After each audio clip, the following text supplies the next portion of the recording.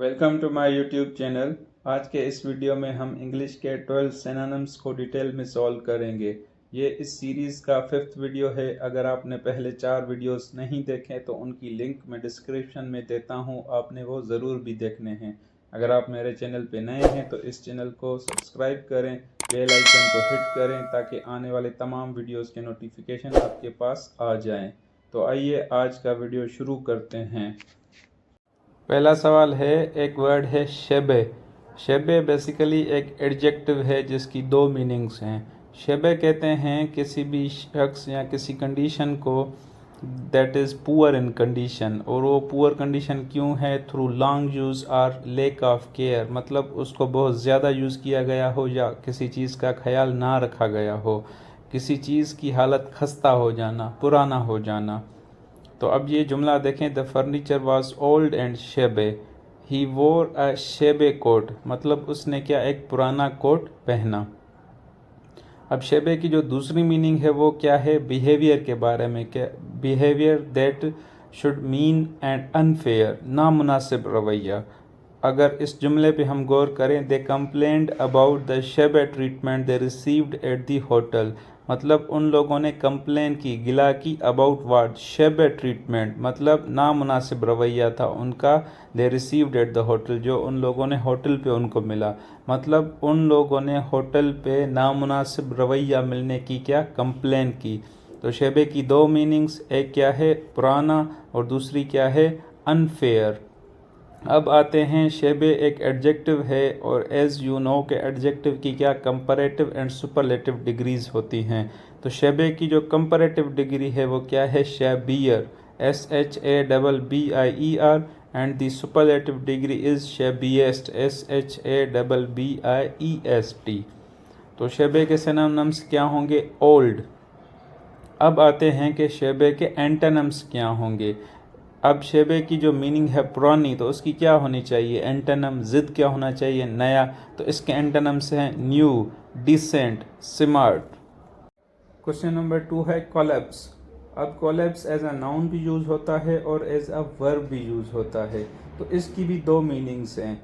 अब as a verb इसकी meaning क्या है कि स्ट्रक्चर, बिल्डिंग क्या हो जाए, वो गिर जाए। अब ये जुमला देखें, the roof collapsed on top of me, जो छत थी वो मेरे ऊपर गिर गई। किसी बिल्डिंग या किसी स्ट्रक्चर का गिरना, कोलैप्स होना, उसको क्या कहते हैं, कोलैप्स।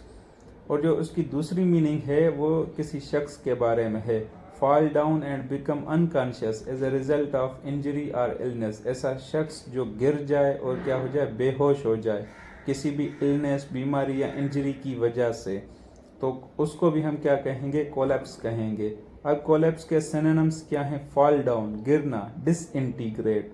सेम में किसी भी वर्ब का second form, third form, past या पार्टिसिपल भी आ सकता है। तो कोलैप्स का जो सेकंड फॉर्म पास्ट क्या है, वो है कोलैप्स्ड, एंड पास्ट पार्टिसिपल या third form of the verb is also collapsed. Question number 3 है रिलक्टेंटली। रिलक्टेंटली एक एडवर्ब है जिसका क्या मकसद है, इन एन अनविलिंग या हेजिटेंट वे, ना मानने वाला रवैया। अब रिलक्टेंटली एक एडवर्ब है, उसका क्या है, adjective, that is reluctant.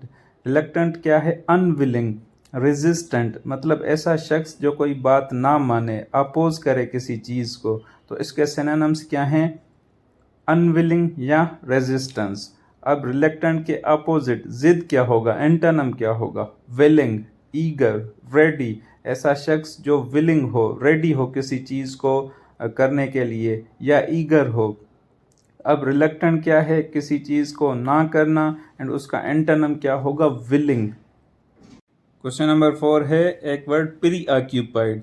Pre occupied का है, एक एडजेक्टिव है, उसका मकसद है इनग्रॉस्ड इन थॉट्स, डिस्ट्रैक्टेड, ऐसा शख्स जो अपने ख्यालों में गुम रहे, एब्सेंट माइंडेड, जिसको प्रेजेंट की कोई खबर ना हो। अब ये जुमला देखें कि she has been very preoccupied recently because her mother has been very ill, आजकल वो क्या है, अपने ही ख्यालों में गुम रहती है क्योंकि उसकी मदर जो है वो बीमार है। तो इसके जो सिनोनिम्स हैं वो क्या हैं, डिस्ट्रैक्टेड, इनग्रॉस्ड इन थॉट्स। क्वेश्चन नंबर 5 है ऑब्लिगेटरी। अब ऑब्लिगेटरी भी क्या है, एक एडजेक्टिव है जिसका मकसद क्या है, कंपल्सरी, मैंडेटरी, डिमांडेड, बाइंडिंग, कोई चीज़ जो आप पे लाजिम हो, फ़र्ज हो, required by a legal moral और अदर रूल, जैसे नमाज क्या है हम पे फ़र्ज है, obligatory, that is obligatory required by the religion. The obligatory के सिनोनिम्स कंपल्सरी या मैंडेटरी। ये जुमला देखें, use of seat belts in car is now mandatory. अब ये क्या है, लाजिम है आप पे। अब कोई चीज़ अगर लाजिम है तो उसका अपोजिट क्या होनी चाहिए, वॉलेंटरी या ऑप्शनल, मतलब वो आपकी चॉइस पे हो। ऑब्लिगेटरी क्या है, you have no choice, but उसका अपोजिट क्या होगा, ऑप्शनल। अगर आप चूज़ कर सकते हैं तो करें, वरना ना करें। क्वेश्चन नंबर 6 है सिबलिंग। सिबलिंग क्या है, एक नाउन जिसका प्लूरल क्या है, सिबलिंग्स। अब ब्रदर भाई को कहते हैं, सिस्टर क्या बहन को कहते हैं। सिबलिंग एक ऐसा लफ्ज़ है जो बहन या भाई दोनों के लिए इस्तेमाल कर सकते हैं। जैसे स्पाउस देखें, अब हस्बैंड क्या है, शोहर, वाइफ क्या है, बीवी। तो स्पाउस एक ऐसा लफ्ज़ है जो हस्बैंड एंड वाइफ दोनों के लिए इस्तेमाल कर सकते हैं या पार्टनर के लिए इस्तेमाल कर सकते हैं। तो स्पाउस का जो प्लूरल है वो क्या है, स्पाउसेस। अच्छा, वाइफ सिंगुलर है, बीवी, उसका जो प्लूरल क्या होगा, वाइव्स होगा, WIVES, वाइफ्स नहीं होगा।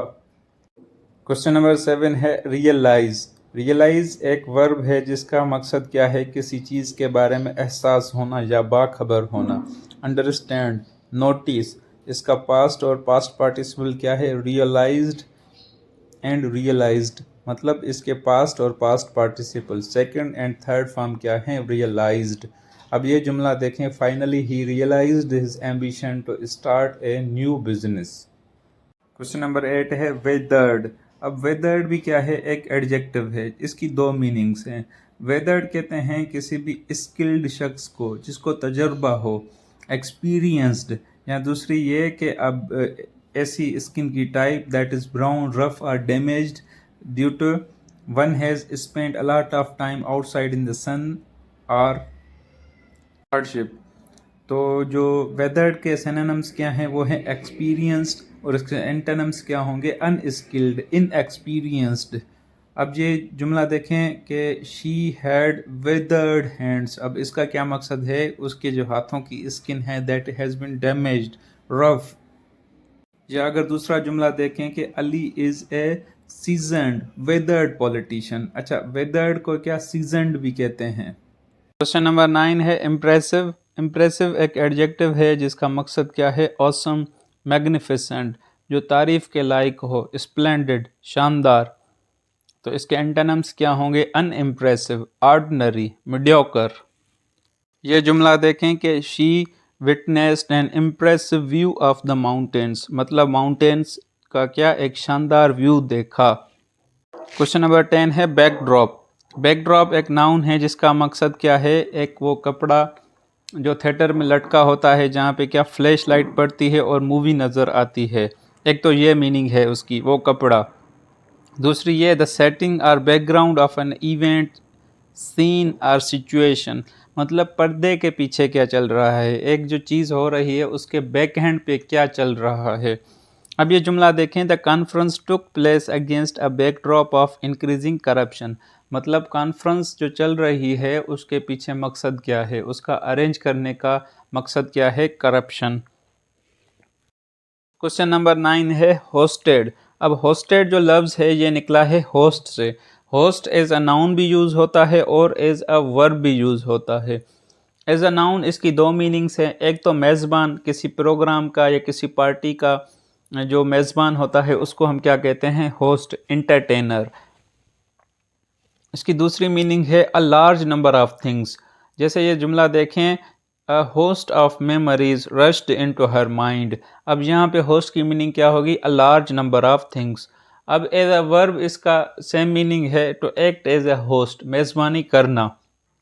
तो होस्ट से ही क्या होस्टेड होगा। होस्टेड क्या है, अब इसका पास्ट और past participle second and third form of the verb हैं। तो जो होस्ट के सिनोनिम्स हैं वो क्या होंगे, organise, arrange, hold, anchor.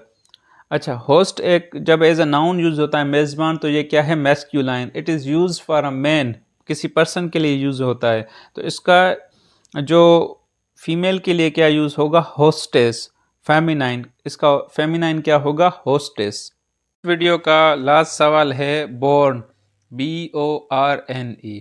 Basically ये लफ्ज़ निकला है बियर से। अब बियर क्या है? एक वर्ब है। बियर की कई सारी मीनिंग्स हैं। एक तो उसकी मीनिंग है सहना, एंड्योर, टॉलरेट।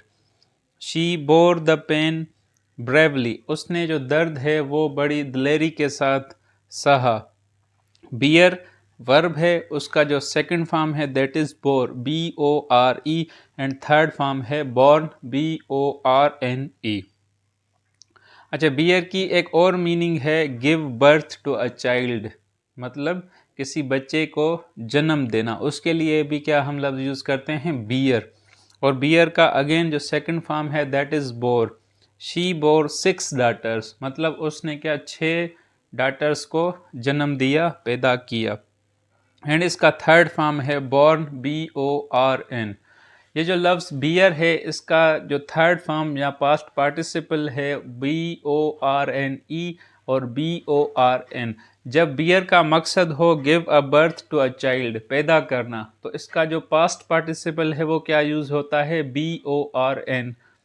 और इसके अलावा बियर की जितनी भी मीनिंग्स हैं जैसे सहना, टॉलरेट, सस्टेन, तो उनका जो थर्ड फॉर्म है वो क्या लगता है? BORNE।